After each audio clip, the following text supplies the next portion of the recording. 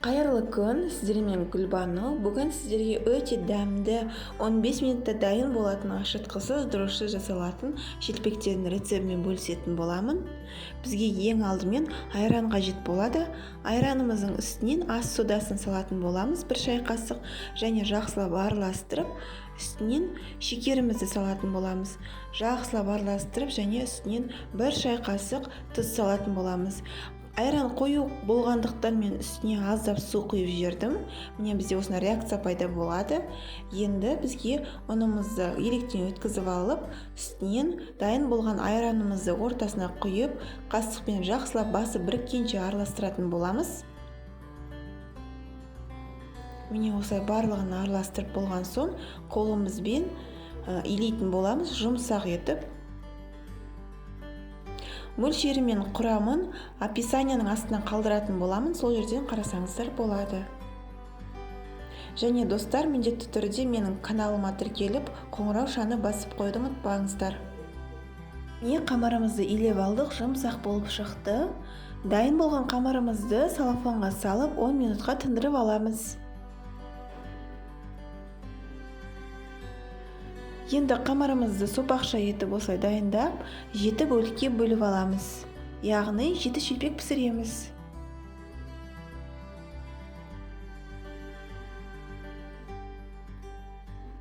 Енді әр қамырымызды алып, дөңгелетіп, пішінге келтіріп аламыз. Барлығын осылай дөңгелетіп, қолымызбен бір тегістетіп аламыз. Енді беті кеуіп кетпес үшін бетін жауып қоямыз.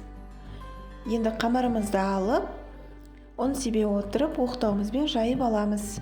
Әр қайсысын осылай жайып шығатын боламыз. Егер жұп-жұқа етіп жіберсеңіздер, піскен соң қатты болып қалуы мүмкін, сондықтан орташа қалыңдықта жаямыз. Міне барлығын жайып дайындап алдық. Енді қызып тұрған табамызды пісіріп алатын боламыз. Қатты қызып кетпесін, қатты қызып кетсе ортасы шекі болып қалады, сондықтан орташа отта пісіріп аламыз. Шанышқымызбен осылай ішіндегі ортасында ауасын шығара отырып пісіреміз. Енді екінші бетіне аударатын боламыз қызарған соң.